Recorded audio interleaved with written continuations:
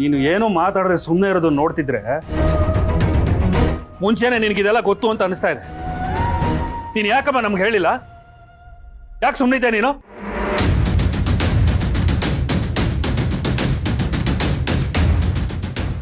ಅಮ್ಮ, ನೀನು ಯಾವತ್ತೂ ಯಾವ ವಿಚಾರನೂ ನಮ್ಮ ಹತ್ರ ಮುಚ್ಚಿಟ್ಟೋಳಲ್ಲ. ಅಂಥದ್ರಲ್ಲಿ ಅಪ್ಪನಿಗೆ ಕೆಲಸ ಹೋಗಿದೆ, ಅವರು ಆಟೋ ಓಡಿಸ್ತಿದ್ದಾರೆ ಅಂತ ನಮ್ಮ ಹತ್ರ ಹೇಳ್ಕೋಬೋದಿತ್ತಲ್ವಮ್ಮ? ಹೇಗೋ ಹೇಳ್ತಾರೆ, ಗಂಡ ಹೆಂಡತಿ ಇಬ್ರು ಒಂದೇ ಅಲ್ವಾ? ಅವರಿಗೆ ಮಕ್ಕಳ ಮರ್ಯಾದೆ ಹೋದ್ರೂ ಪರವಾಗಿಲ್ಲ, ಅವ್ರ ಮರ್ಯಾದೆ ಚೆನ್ನಾಗಿರ್ಬೇಕಷ್ಟೇ. ನಾನು ಯಾರ್ದಾದ್ರೂ ಮರ್ಯಾದೆ ಹಾಳಾಗಲಿ ಅಂತ ನಾನು ಕೆಲಸ ಮಾಡ್ತಿಲ್ಲಪ್ಪ. ಸಂತು, ನೀನ್ ತಪ್ಪು ತಿಳ್ಕೊಂಡಿದ್ಯಪ್ಪ. ಆಟೋ ಓಡಿಸೋದು ಮರ್ಯಾದೆ ಹೋಗುವಂತ ಕೆಲಸನ? ನಾನೇನ್ ಕಳ್ತನ ಮಾಡ್ತಾ ಇದ್ದೀನ, ಮೋಸ ಮಾಡ್ತಾ ಇದ್ದೀನ? ಆಟೋ ಓಡಿಸ್ತಾ ಇದ್ದೀನಿ,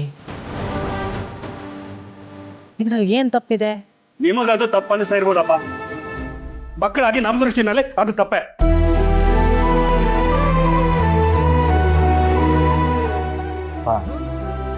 ನನಗೂ ಯಾಕೋ ಸರಿ ಹೋಗ್ತಿಲ್ಲ. ಅಲ್ಲ, ನಿಮಗೆ ಕೆಲಸ ಹೋಗಿದೆ ಅಂತ ಹೇಳಿದಿದ್ರೆ ನಾವೇನಾದರೂ ಮಾಡ್ತಿದ್ವಿ ಅಲ್ವಾ? ನೀವೇನು ಮಾಡಬಾರ್ದು ಅಂತಾನೆ ನಾನು ಈ ಕೆಲಸ ಮಾಡ್ತಿರೋದಪ್ಪ. ನಾನು ಯಾರಿಗೂ ಹೊರೆ ಆಗಬಾರ್ದು. ಮೊದಲು ಹೇಗೆ ಕಂಪ್ನಿಗೆ ಹೋಗಿ ದುಡಿತಿದ್ನು, ಈಗಲೂ ಹಾಗೆ ದುಡಿತಾ ಇದ್ದೀನಿ. ಕೆಲಸ ಬೇರೆ ಅಷ್ಟೇ. ಒಟ್ಟಿನಲ್ಲಿ ನೀವು ಮಾಡ್ತಿರೋ ಕೆಲಸ ಸರಿ ಇಲ್ಲಪ್ಪ. ನೀವು ಮಾಡ್ತಿರೋ ಕೆಲಸದಿಂದ ನಾವು ತಲೆ ಎತ್ಕೊಂಡು ಓಡಾಡಕ್ಕಾಗ್ತಿಲ್ಲ ಹೊರಗಡೆ. ನಮ್ಮ ಮರ್ಯಾದೆ ಎಲ್ಲ ಹೋಗಿದೆ. ಸಂತೋಷ, ಇನ್ನೊಂದು ಮಾತು ನಿಮ್ಮಪ್ಪನ ಬಗ್ಗೆ ಮಾತಾಡಿದ್ರೆ ಚೆನ್ನಾಗಿರಲ್ಲ.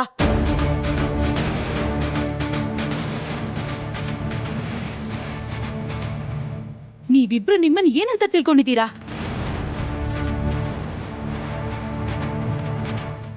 ನಾನು ಆಗ್ಲಿಂದ ನೋಡ್ತಾ ಇದ್ದೀನಿ, ಬಾಯಿಗೆ ಬಂದಾಗೆ ಮಾತಾಡ್ತಿದ್ದೀರಲ್ಲ. ಈಗ ಅಂತ ಕೆಲ್ಸ ಏನ್ ಮಾಡಿದಾರೆ ನಿಮ್ಮಪ್ಪ? ಲಕ್ಷ್ಮಿ, ನೀವು ಸ್ವಲ್ಪ ಸುಮ್ನೆ ಇರ್ರಿ. ನಿಮ್ಮಿಂದ ಇವ್ರುಗಳು ತಲೆ ಎತ್ಕೊಂಡು ಓಡಾಡಕ್ಕಾಗ್ತಿಲ್ವಂತೆ. ಇವತ್ತಿವ್ರು ತಲೆ ಎತ್ಕೊಂಡು ಓಡಾಡೋದಕ್ಕೆ ನೀವ್ ಕಾರಣ ಅಂತ ಗೊತ್ತಿಲ್ವೇನ್ರಿ ಇವ್ರಿಗೆ?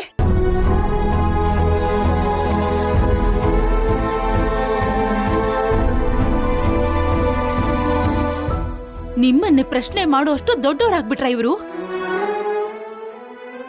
ತಾನ್ ಹಸ್ಕೊಂಡಿದ್ರು ಮಕ್ಕಳು ಚೆನ್ನಾಗಿರ್ಬೇಕು ಅಂತ ಬಯಸೋ ಗುಣದವ್ರು ನೀವು.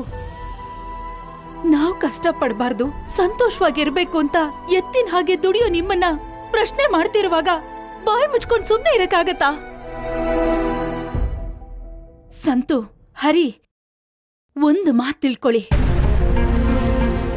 1000 ಉಳಿಪೆಟ್ಟು ತಿಂದ ಒಂದು ಕಲ್ಲೇ ಶಿಲೆ ಆಗೋದು.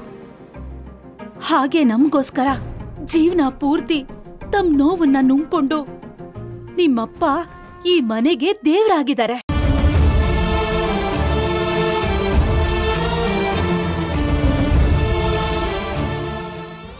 ದೇವ್ರು ಮಾತಾಡಲ್ಲ, ಮೌನವಾಗಿದ್ದಾರೆ ಅಂದ್ರೆ ಅದು ಬಲಹೀನತೆ ಅಲ್ಲ, ಅದು ನಮ್ಮೆಲ್ರನ್ನು ಕಾಪಾಡೋ ಬಲ. ಹಾಗಲ್ಲಮ್ಮ, ಅಪ್ಪ ಕೆಲಸ ಹೋಗಿದೆ ಅಂತ ಹೇಳಿದ್ರೆ ನಾವೇನಾದ್ರೂ ಮಾಡ್ತಿದ್ವಲ್ಲ ಅಂತ ಹೇಳ್ತಾರೆ. ಅದನ್ನೇ ಈಗ ಮಾಡ್ಬೋದಲ್ವಾ ಹರೀಶ? ಅದು ಬಿಟ್ಟು ಅಪರಾಧಿ ಸ್ಥಾನದಲ್ಲಿ ನಿಲ್ಸಿ ಪ್ರಶ್ನೆ ಮಾಡೋ ಅಗತ್ಯ ಏನಿತ್ತು?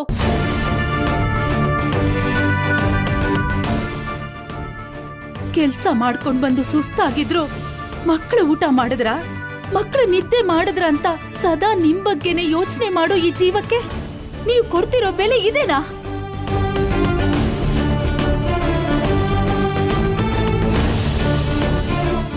ನೋವುಗಳನ್ನ ಸಹಿಸ್ಕೊಂಡು ಜವಾಬ್ದಾರಿಗಳನ್ನ ನಿಭಾಯಿಸ್ತಾ ಹೊರಗಡೆ ಯಾವಾಗ್ಲೂ ನಗನಗ್ತಾ ಇರೋ ಅಂತ ಜೀವ ಕಣೋ ನನ್ ಗಂಡ. ಆ ಜೀವದ ಬೆಲೆ ನಿಮ್ಗೆ ಅರ್ಥ ಆಗ್ತಿಲ್ವೇನ್ರೋ? ಇನ್ನೊಂದು ಮಾತು, ಒಂದೇ ಒಂದು ಮಾತು ನನ್ನ ಗಂಡನ್ಗೆ ನೋವಾಗೋ ತರ ಮಾತಾಡಿದ್ರೆ ನಾನ್ ಸುಮ್ನೆ ಇರಲ್ಲ. ಹೊರಡ್ರೋ ಇಲ್ಲಿಂದ.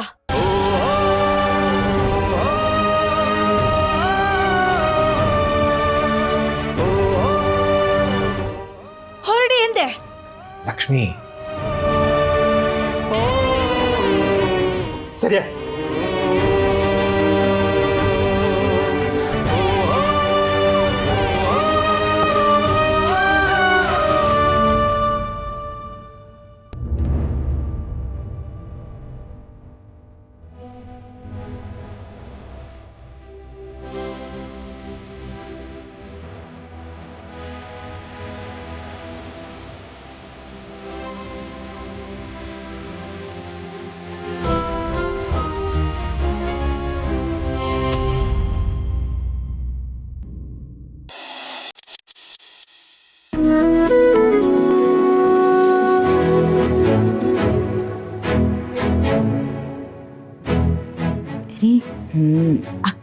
ಮನೆಗೆ ಬರಕ್ಕೆ ಹೇಳಿದ್ದೀನಿ.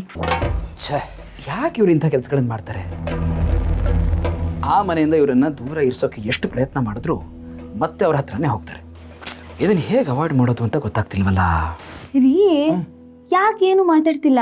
ಅಕ್ಕಂಗೆ ಬರಕ್ಕೆ ಹೇಳಿದ್ದೀನಿ, ಕೇಳಿಸ್ಕೊಂಡ್ರಿ ತಾನೇ? ಕೇಳಿಸ್ಕೊಂಡೆ, ಆದರೆ ಈಗ ಅವ್ರನ್ನ ಯಾಕೆ ಬರೋಕ್ಕೆ ಹೇಳಿದ್ರಿ? ನೋಡಿ, ಖುಷಿ ಬೇರೆ ಸ್ಕೂಲ್ಗೆ ಹೋಗ್ತಿದ್ದಾಳಲ್ವಾ, ಪ್ಲಸ್ ಅವ್ರ ಆಫೀಸ್ ಕೆಲಸ, ಮಧ್ಯೆ ಹೇಗೆ ಬರ್ತಾರೆ ಹೇಳಿ ಇವರು? ರೀ, ಖುಷಿನ ಅಮ್ಮ ಅಥವಾ ಅದಕ್ಕೆ ನೋಡ್ಕೋತಾರೆ. ಅಕ್ಕಂಗೆ ರಜಾ ಹಾಕ್ಬಿಟ್ಟೆ ಬರಕ್ಕೆ ಹೇಳಿದ್ದೀನಿ. ಅಂದಮೇಲೆ ಏನು ಪ್ರೆಷರ್ ಇರುತ್ತೆ ಹೇಳಿ?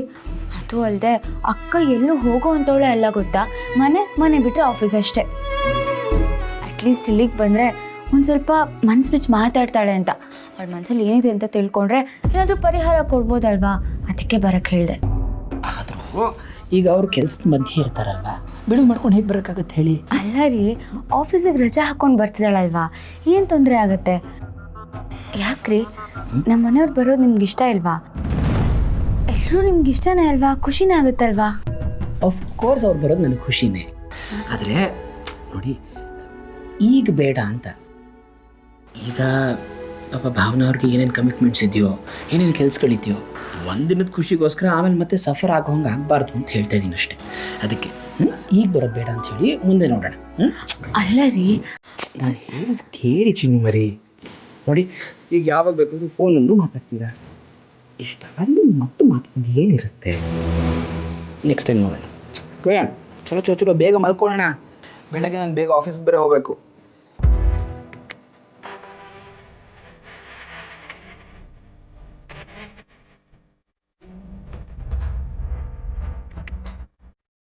ಇದೇ ನನಗಿಷ್ಟ ಆಗಲ್ಲ. ನಾನು ಇಲ್ಲಿವರೆಗೆ ಖುಷಿಯಾಗಿದ್ದೆ. ಈಗ ಅವ್ರ ಮನೆಯವ್ರ ವಿಷಯ ಬಂದ ತಕ್ಷಣ ಮೂಡ್ ಆಫ್ ಆಗ್ಬಿಟ್ಟು. ಮೊದಲು ಈ ತವ್ರ ಮನೆ ಸಂಬಂಧನ ಕಟ್ ಮಾಡಬೇಕು. ಎಸ್,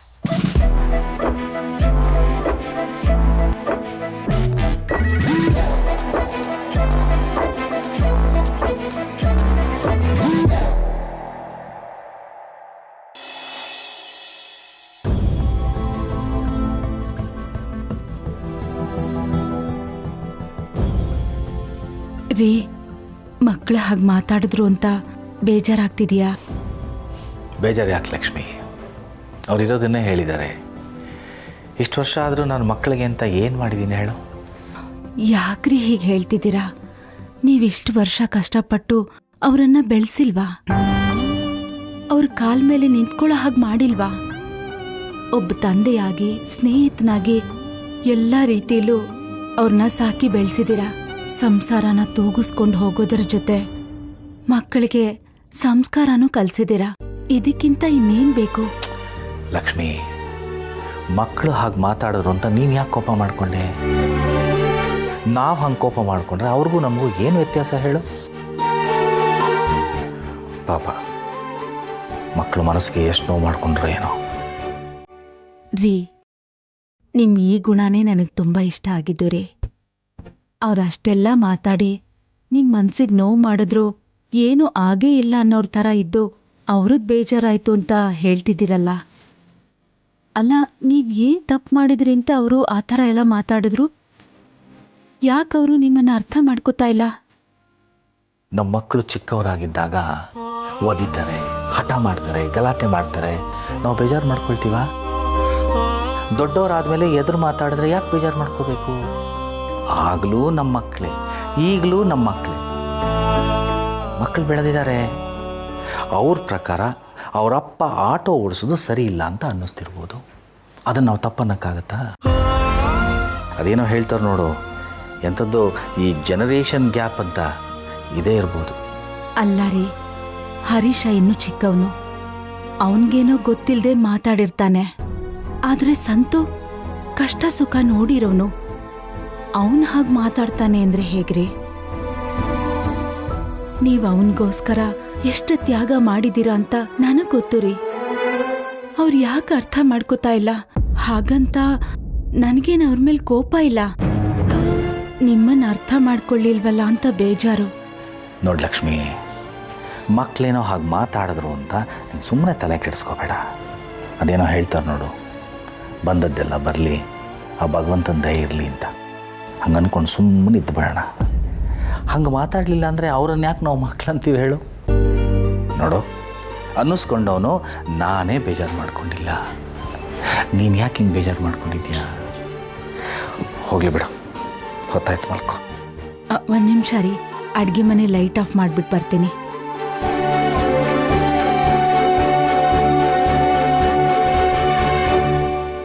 ನನಗೆ ಗೊತ್ತು ಲಕ್ಷ್ಮಿ, ನಿನಗೆ ಮಕ್ಕಳನ್ನ ಬಿಟ್ಕೊಡೋಕ್ಕೂ ಆಗ್ತಿಲ್ಲ, ಈ ಕಡೆ ನನ್ನನ್ನು ಬಿಟ್ಕೊಡೋಕ್ಕೂ ಆಗ್ತಿಲ್ಲ ಅಂತ. ಆದರೆ ದುಡಿಯೋ ಕೈಗಳಿಗಿರೋ ಬೆಲೆ ಖಾಲಿ ಕೈಗಳಿಗಿರೋದಿಲ್ಲ ಅನ್ನೋದಂತೂ ನನಗೆ ಚೆನ್ನಾಗಿ ಅರ್ಥ ಆಗಿದೆ.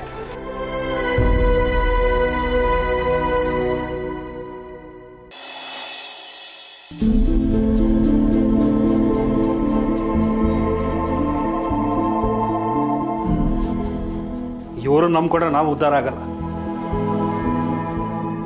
ಅಪ್ಪ ಅನ್ಸ್ಕೊಂಡವರು ಒಂದು ಉದ್ಧಾರವಂತ ಕೆಲಸ ಏನಾದರೂ ಮಾಡಿದಾರಾ? ಏನ್ರಿ ಮಾಡಬೇಕಾಗಿತ್ತು? ಅವರು ನಿಮ್ಮನ್ನು ಓದಿಸಿ ನಿಮ್ಮ ಕಾಲ ಮೇಲೆ ನೀವು ನಿಂತ್ಕೊಳ್ಳೋ ಥರ ಮಾಡಿದ್ದಾರೆ. ಇದಕ್ಕಿಂತ ಜಾಸ್ತಿ ಇನ್ನೇನು ಮಾಡಬೇಕಿತ್ತು? ತಲೆ ಕೆಟ್ಟವ್ರ ಥರ ಮಾತಾಡ್ಬೇಡ ಕಣೆ.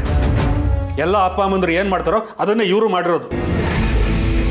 ಮನೆ ತುಂಬ ಮಕ್ಕಳಿದ್ದಾರೆ, ಅವ್ರಿಗೆ ಏನಾದ್ರು ಒಂಚೂರು ಮಾಡೋಣ, ಒಂಚೂರು ಆಸ್ತಿ ಮಾಡೋಣ ಯೋಚನೆ ಮಾಡುವ ಇವ್ರಿಗೆ. ನಾನು 2 ವರ್ಷ ಆದಮೇಲೆ ಇವ್ರು ರಿಟೈರ್ಡ್ ಆಗ್ತಾರೆ, ಆಮೇಲೆ ಸ್ವಲ್ಪ ದುಡ್ಡು ಬರುತ್ತೆ ಅನ್ನೋ ಲೆಕ್ಕಾಚಾರದಲ್ಲಿದ್ದರೆ ಇವ್ರು ಇರೋ ಕೆಲಸನ ಬಿಟ್ಟು ಆಟೋ ಓಡಿಸ್ತಿದ್ದ. ಬೇಕಿತ್ತ ಇದೆಲ್ಲ ಇವ್ರಿಗೆ? ಇವರು ಮುಂಚೆಯಿಂದನೂ ಹೀಗೆ ಬೇಜವಾಬ್ದಾರಿಯಿಂದನೇ ಇರೋದು. ರೀ, ಮಾವನ ಬಗ್ಗೆ ನೀವು ಈ ರೀತಿ ಎಲ್ಲ ಮಾತಾಡಬೇಡಿ. ನನಗೊಂಚೂರು ಇಷ್ಟ ಆಗಲ್ಲ. ಇಷ್ಟಕ್ಕೂ ಅವ್ರು ಮಾಡಿದ್ದನ್ನು ನೀವು ಯಾರೂ ಮಾಡೋದಕ್ಕೂ ಆಗಲ್ಲ. ಅಂದರೆ ಏನು, ನನ್ನನ್ನು ಕೈಲಾಗ್ದವನು ಅಂತ ಹೇಳ್ತಿದ್ಯಾ?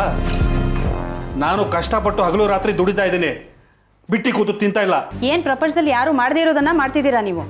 ಪ್ರಪಂಚ ಇರೋದೇ ಹೀಗೆ, ಎಲ್ಲರೂ ದುಡ್ದೇ ತಿನ್ನಬೇಕು. ಇಷ್ಟಕ್ಕೂ ನಿಮ್ಗಿರೋದು ಒಬ್ಬನೇ ಮಗ, ನೀವು ಅವನೊಬ್ಬನಿಗೆ ಮಾಡ್ತಿದ್ದೀರ.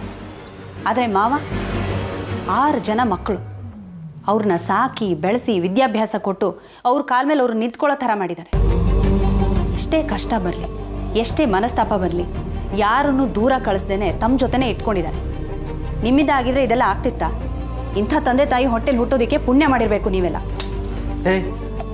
ಏನು ನೀನು ಮಾತಾಡ್ತೀರಿ? ಬರೀ ಅಪ್ಪ ಅಮ್ಮನ ಪರವಹಿಸ್ಕೊಂಡು ಮಾತಾಡ್ತೀಯಾ? ಮಕ್ಕಳ ಹತ್ರ ಯಾರು ಇಂಥ ವಿಷಯ ಮುಚ್ಚಿಡ್ತಾರ? ನಮಗೆ ಹೇಳಿದೆ ಅವ್ರು ಆಟೋ ಓಡಿಸೋದು ಬೇಕಾಗಿತ್ತ? ಕೆಲಸ ಹೋದರೂ ಯಾವುದೋ ಕೆಲಸ ಹುಡ್ಕೊಂಡು ಮಾಡ್ತಿದ್ದಾರಲ್ಲ, ಅದನ್ನ ನೋಡಿ ಖುಷಿ ಪಡಿ. ಇವಾಗಿನ ಕಾಲದಲ್ಲಿ ರಿಟೈರ್ಮೆಂಟ್ ಆದಮೇಲೆ ಮನೇಲಿ ಕಾಲ ಮೇಲೆ ಕಾಲು ಹಾಕೊಂಡು ಕೂತ್ಕೋತೀನಿ ಅಂತ ಅಂದ್ಕೊಳ್ಳೋರ ಮಧ್ಯ ಮಾವ ಇನ್ನೂ ಹೊರಗಡೆ ಹೋಗಿ ದುಡಿತಾ ಇದ್ದಾರೆ. ಅದನ್ನು ಒಪ್ಕೊಳ್ಳೋದನ್ನು ಬಿಟ್ಟು ಇಲ್ಲಿರೋ ಪ್ರಶ್ನೆಗಳನ್ನ ಕೇಳ್ತೀರಲ್ಲ, ನಿಮ್ಗೆ ಏನ್ರಿ ಹಕ್ಕಿದೆ? ಹಕ್ಕು ನನಗಿದೆ, ಪ್ರಶ್ನೆ ಕೇಳ್ತೀನಿ. ಇದನ್ನೇ ಬೇಡ ಅನ್ನೋದು. ಮಗ ಅಂತ ಅನ್ನಿಸ್ಕೊಂಡ್ರೆ ಸಾಲದು ರೀ, ಮಗನ ಥರ ನಡ್ಕೋಬೇಕು. ಮಾವ ಏನು ಅವರೇ ಇಷ್ಟ ಬಂದು ಕೆಲಸನ ಬಿಟ್ಬಿಟ್ಟು ಬಂದ್ರ? ಕಂಪ್ನಿಯವರು ಅವ್ರನ್ನ ತೆಗೆದುಹಾಕಿದ್ರೆ ಅವ್ರು ಏನ್ರಿ ಮಾಡೋಕ್ಕಾಗತ್ತೆ? ಇಷ್ಟ ಆದರೂ ಸುಮ್ಮನೆ ಮನೆಯಲ್ಲಿ ಕೂತ್ಕೊಂಡ್ರೆ ಸಂಸಾರ ನಡೆಯಲ್ಲ ಅಂತ ಹೊರಗಡೆ ಹೋಗಿ ಆಟೋ ಓಡಿಸಿ ದುಡ್ಡು ತೊಗೊಂಬರ್ತಿದ್ದಾರೆ. ಅದನ್ನ ನೋಡಿ ಖುಷಿ ಪಡಬೇಕಾ, ಬೇಜಾರು ಪಟ್ಕೋಬೇಕಾ ಅಂತಲೇ ನನಗೆ ಅರ್ಥ ಆಗ್ತಾ ಇಲ್ಲ. ಹಕ್ಕು ಹಕ್ಕು ಅಂತ ಬಡ್ಕೋತಿರಲ್ಲ, ನಿಮಗೊಂದು ಸ್ವಲ್ಪನಾದರೂ ನಿಮ್ಮ ತಂದೆ ಮೇಲೆ ಗೌರವ ಇದೆಯಾ? ಇದ್ದಿದ್ರೆ ನೀವೇ ಹೋಗಿ ಅವ್ರ ಹತ್ರ ಹೇಳ್ತಿದ್ರಿ, ಅಪ್ಪ ಇಷ್ಟು ವರ್ಷ ಕಷ್ಟಪಟ್ಟು ದುಡ್ದಿದೀಯಾ, ಇನ್ಮೇಲೆ ನೀನೇನು ಕಷ್ಟಪಡೋದು ಬೇಕಾಗಿಲ್ಲ, ಮನೇಲೇ ಇರು, ನಾನು ನೋಡ್ಕೋತೀನಿ ಅಂತ ಹೇಳ್ತಿದ್ರಿ. ಇಬ್ಬಿಬ್ರು ಇದ್ದೀರಲ್ಲ ಗಂಡ್ಮಕ್ಳು, ನಿಮ್ಮಿಬ್ಬರು ಬಾಯಲ್ಲಾದರೂ ಒಂದ್ಸಲ ಆದರೂ ಆ ಮಾತು ಬಂತಾ? ಇಲ್ಲ. ಯಾಕೆ ಹೇಳಿ? ನಿಮಗೆ ಬೇಕಾಗಿರೋದು ಅಪ್ಪ ಅನ್ನೋ ಸಂಬಂಧ ಅಲ್ಲ, ಅಪ್ಪನಿಂದ ಬರುತ್ತಲ್ಲ ಅದು ಮಾತ್ರ ನಿಮಗೆ ಬೇಕಾಗಿರೋದು. ನಾಳೆ ಇದೇ ಪರಿಸ್ಥಿತಿ ನಿಮಗೆ ಬಂದರೆ ಏನು ಮಾಡ್ತೀರಾ ಅಂತ ಯೋಚನೆ ಮಾಡಿ, ಆಮೇಲೆ ಪ್ರಶ್ನೆ ಮಾಡೋರಂತೆ. ಯಾವಳ ನೀನು? ಮಾತಾಡ್ತಿದ್ರೆ ಅಪ್ಪ ಅಮ್ಮನ ಪರವಹಿಸ್ಕೊಂಡು ಮಾತಾಡ್ತೀಯಾ? ನೀನು ಅವ್ರ ಮಗಳ ಅಥವಾ ನಾನು ಅವ್ರ ಮಗನೋ ಅಂತ ಡೌಟ್ ಆಗ್ತಿದೆ ನನಗೆ. ಇದೆ, ಈ ಡೌಟ್ ಇರೋದ್ರಿಂದನೇ ನೀವಿನ್ನೂ ಮಗ ಅಂತ ಮಾತ್ರ ಅನ್ಸ್ಕೊಂಡಿರೋದು. ಹೊಟ್ಟೆನಲ್ಲಿ ಹುಟ್ಟಿದ್ರೆ ಮಾತ್ರ ಮಕ್ಕಳಾಗೋದಿಲ್ಲ ರೀ. ಆ ವೆಂಕಿನ ನೋಡ್ರಿ, ಎಷ್ಟು ಪ್ರೀತಿ ತೋರಿಸ್ತಾನೆ ಅತ್ತೆ ಮಾವ ಅಂದರೆ. ಅತ್ತೆ ಮಾವ ತೋರಿಸೋ ಪ್ರೀತಿ ನೋಡಿದ್ರೆ ಯಾರಿಗೆ ಆದರೂ ನಾವು ಇವ್ರ ಮಕ್ಕಳಾಗಿರಬಾರ್ದ ಅಂತ ಅನಿಸುತ್ತೆ. ತಂದೆ ತಾಯಿನ ಬಿಟ್ಬರೋ ನಮ್ಮಂಥ ಹೆಣ್ಮಕ್ಳಿಗೆ ಇಂಥ ಅತ್ತೆ ಮಾವನಿರಿ ತಂದೆ ತಾಯಿ. ಮೊದಲು ಅವರಿಗೆ ಗೌರವ ಕೊಡೋದನ್ನು ಕಲ್ತ್ಕೊಳ್ಳಿ. ಪ್ರಶ್ನೆ ಮಾಡ್ತಾರಂತೆ. ಹೋಗಿ ಹೋಗಿ ನಿನ್ನ ಹತ್ರ ಹೇಳ್ತೀನಲ್ಲ, ನಿನ್ನ ಹತ್ರ ಹೇಳೋದು ಒಂದೇ, ಬಂಡಕ್ಕೆ ತಲೆ ಚಚ್ಕೊಳ್ಳೋದು ಒಂದೇ. ಜಾಸ್ತಿ ಚಚ್ಕೋಬೇಡಿ, ಆಮೇಲೆ ಅದಕ್ಕೂ ಒಂದಷ್ಟು ದುಡ್ಡು ಖರ್ಚಾಗುತ್ತೆ. ಸುಮ್ಮನೆ ಬಿದ್ಕೊಳ್ಳಿ.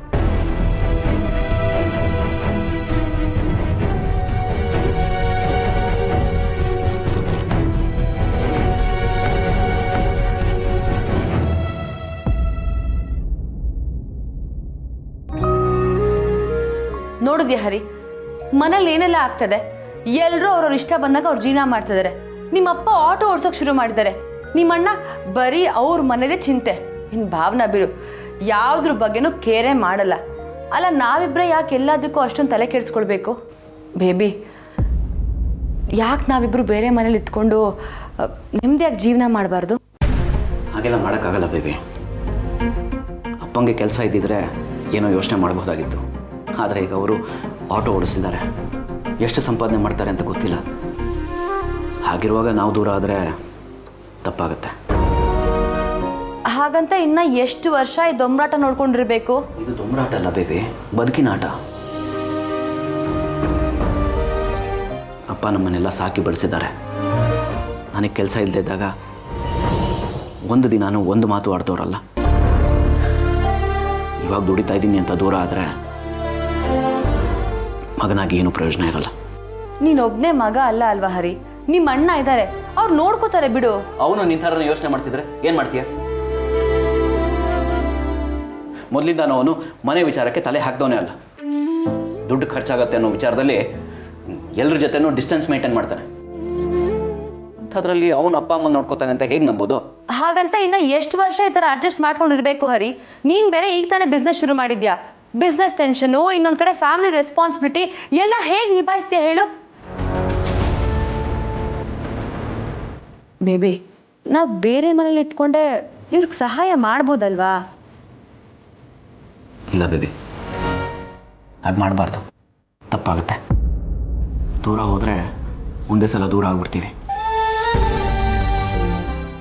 ನಮ್ಮ ಕಣ್ಣೀರನ್ನು ಒರೆಸಿರೋ ಕೈಗಳು, ನಮ್ಮನ್ನು ನೋಡ್ಕೊಂಡಿರೋ ಕಣ್ಗಳು ಕಷ್ಟದಲ್ಲಿರುವಾಗ ನಾವು ಈ ಥರ ದೂರ ಆದರೆ ಅವ್ರ ಪ್ರೀತಿ, ವಾತ್ಸಲ್ಯ, ಮಮತೆಗೆ ಬೆಲೆನೇ ಇರೋದಿಲ್ಲ.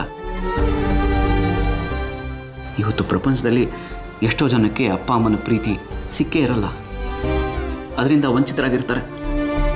ಅಂಥದ್ರಲ್ಲಿ ದೇವರು ನಮಗೆ ಅವರು ಸೇವೆ ಮಾಡೋ ಭಾಗ್ಯ ಕೊಟ್ಟಿದ್ದಾನೆ. ಅದನ್ನು ಇಲ್ಲಿದುಕೊಂಡೇ ಮಾಡೋಣ. ದುಡಿಯೋವಾಗ ಜೊತೆಗಿದ್ದು ದುಡಿದೇ ಇದ್ದಾಗ ದೂರ ಆದರೆ ನಮ್ಮ ಬದುಕಿಗೆ ಅರ್ಥನೇ ಇರಲ್ಲ ಬೇಬಿ. ಹೇಳ್ತೀನಿ ಅಂತ ಬೇಜಾರು ಮಾಡ್ಕೋಬೇಡ.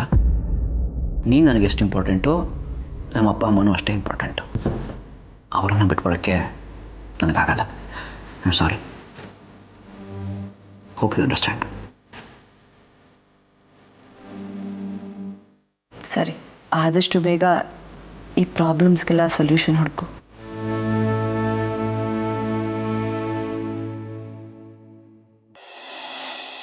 ಬೆಳಗ್ಗೆಯಿಂದ ನಮ್ಮ ಪೂರ್ವಿ ಎಷ್ಟು ಖುಷಿಯಾಗಿದ್ದಾಳೆ ಗೊತ್ತಾ? ಸಿದ್ದು ಜೊತೆ ದೇವಸ್ಥಾನಕ್ಕೆ ಹೋಗ್ತಿದ್ದೀನಿ ಅಂತ ಗೊತ್ತಾದಾಗಿಂದ ಅವಳ ಕಾಲು ಭೂಮಿ ಮೇಲೆ ನಿಲ್ತಾನೆ ಇಲ್ಲ ರೀ.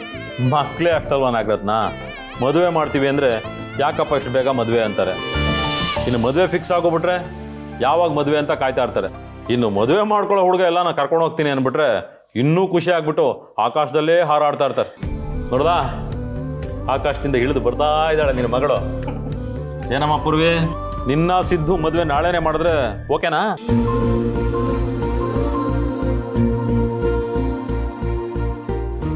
ಅಪ್ಪ, ನಾಳೆನೇ ಮದ್ವೆನಾ? ಅಲ್ಲ, ನಾವಿನ್ನು ಏನು ಪ್ರಿಪ್ರೇಷನ್ಸೇ ಮಾಡಿಲ್ವಲ್ಲ, ಅದು ಹೇಗೆ ಸಾಧ್ಯ? ಪ್ರಿಪ್ರೇಷನ್ಸ್ ಎಲ್ಲ ಆಗಿದ್ದಿದ್ರೆ ನಾಳೆನೆ ಮದ್ವೆಗೋಗಿ ರೆಡಿ ಇರ್ತಿದ್ಯಾ? ಮದ್ವೆ ಅಂದ್ರೆ ಏನು ಸುಮ್ಮನೆನಾ? ಒಂದು ಒಳ್ಳೆ ಮುಹೂರ್ತ ನೋಡಬೇಕು, ನೆಂಟ್ರಸ್ನೆಲ್ಲ ಕರಿಬೇಕು, ದಾಮ್ ದಾಮ್ ಅಂತ ಜೋರಾಗಿ ಮದುವೆ ಮಾಡಬೇಕು. ನಿಮ್ಮ ಅಪ್ಪ ಏನೋ ತಮಾಷೆ ಹೇಳ್ತಿದ್ದಾರೆ ಅಂದ್ರೆ ನೀನು ಅದಕ್ಕೆ ಒಪ್ಕೊಂಡ್ಬಿಟ್ಟಿಯಲ್ಲ. ಏನಪ್ಪ ನೀವು ಮದ್ವೆ ವಿಷಯದಲ್ಲೂ ರೇಗಿಸ್ತಿರಲ್ಲ? ಈಗ ತಮಾಷೆ ಮಾಡಿದೆ, ಮದುವೆ ಆಗಿ ಗಂಡನ ಮನೆಗೆ ಹೋದ್ಮೇಲೆ ತಮಾಷೆ ಮಾಡೋಕ್ಕಾಗತ್ತಾ?